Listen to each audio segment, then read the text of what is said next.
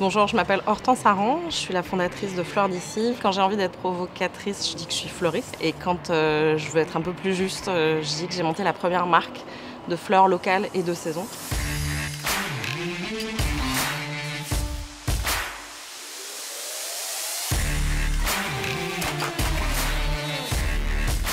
Nous, on vend des fleurs à des entreprises en leur permettant de valoriser la dimension d'achat responsable de cet achat.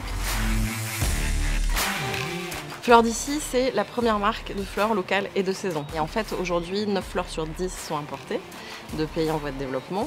Et c'est une des filières les plus polluantes au monde. Et on s'est dit qu'on pouvait organiser un circuit court, producteurs, fleuristes, consommateurs, sans avoir toutes les étapes intermédiaires qui existaient dans la filière telle qu'elle existait, de façon industrielle.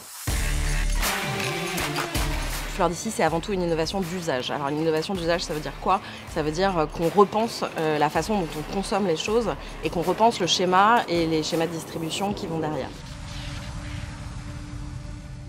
À mon sens, demain, tout le monde consommera éco-responsable. Aujourd'hui, ça peut sembler être une niche, mais en fait, quand on voit la façon dont les jeunes consomment, je pense qu'ils sont de plus en plus attentifs à la provenance et à la façon dont on produit les produits, qu'ils soient alimentaires ou autres, et ils sont beaucoup plus exigeants. On peut le voir d'ailleurs, il y a aujourd'hui toutes les marches pour le climat qui sont menées par Greta Thunberg et autres. Je pense que c'est vraiment quelque chose d'important et limite, c'est la mode en fait. C'est-à-dire que je pense que nous on dit souvent, plus personne aujourd'hui ne peut servir des fraises au mois de décembre sans passer pour un has-been totalement ringard. C'est un peu pareil sur les fleurs. Nous, ce qu'on se dit, c'est que d'ici 10 ans, celui qui offrira des roses rouges à sa copine pour la Saint-Valentin, il passera pour un gros ringard. Je pense que cette façon de consommer, quoi qu'il en soit, c'est la façon de consommer de demain. Donc que ce soit nous, Fleurs d'ici, ou un autre acteur, quoi qu'il en soit, le slow flower, ce sera pas une alternative, ce sera le mainstream de comment on consomme des fleurs. Donc voilà, je pense que nous, la façon dont on se distingue, c'est qu'on est les pionniers de cette façon de consommer.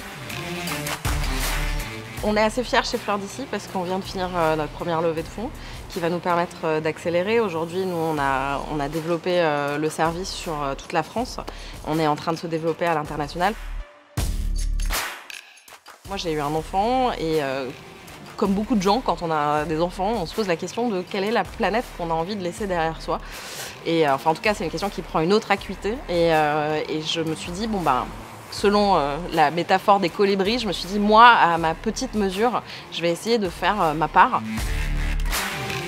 Mes amis m'imaginent dans un atelier rempli de fleurs, comme ça, un petit peu à butiner, etc. Non, moi, mon quotidien, c'est d'aller voir des banquiers, des clients, de réexpliquer mon concept, de faire du plaidoyer, d'essayer d'alerter la population sur cette question des fleurs.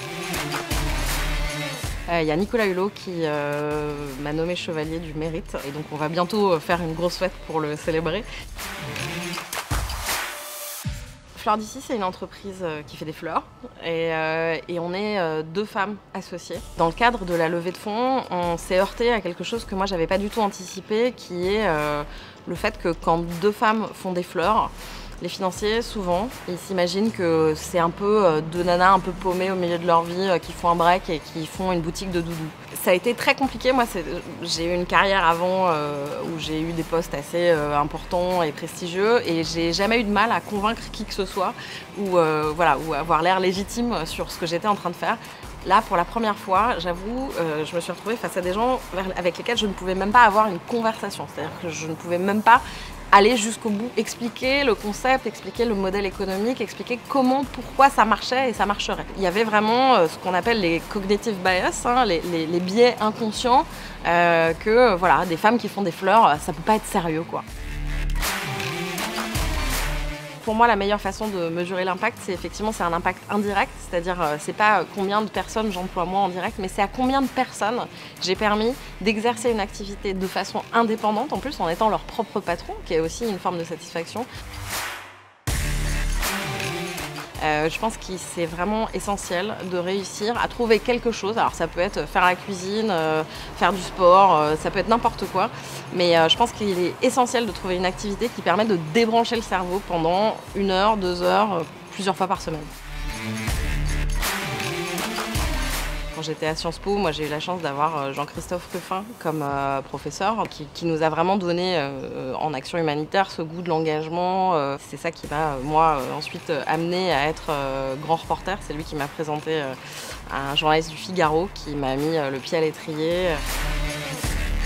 C'est le sentiment d'injustice en fait.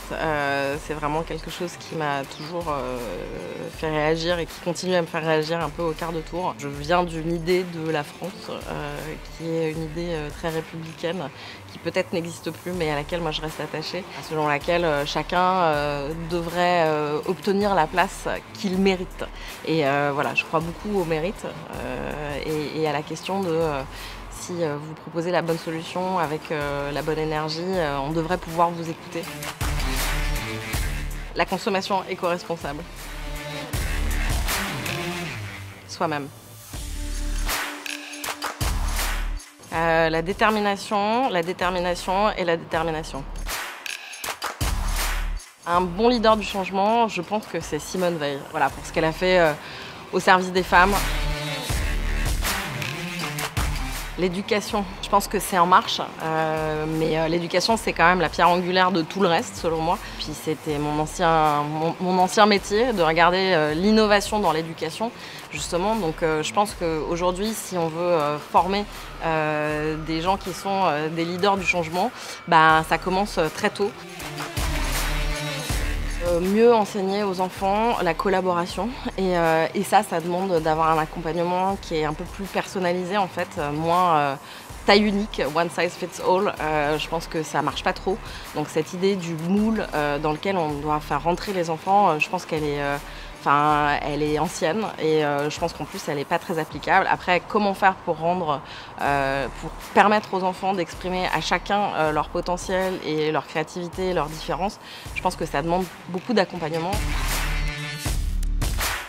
Si je pouvais faire en sorte que les enfants de demain n'aient pas besoin d'aller vivre sur Mars, je pense que ce serait assez chouette.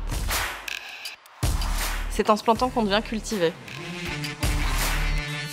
Ne soyez pas hors sol. Commencez par prendre en compte les réalités existantes. Ça ne sert à rien de penser des grands concepts fumeux. Souvent, le changement, c'est des petites choses au départ. Et voilà, faut pas s'imaginer tout de suite qu'on va faire un truc génialissime, que personne n'a pensé, etc. Enfin voilà, faut être modeste en fait. Faut faire quelque chose qui est accessible et qui existe dans les règles telles qu'elles existent aujourd'hui. Parce que selon moi, il faut faire de l'entrisme, c'est-à-dire il faut d'abord utiliser le monde tel qu'il est et ensuite le faire changer de l'intérieur.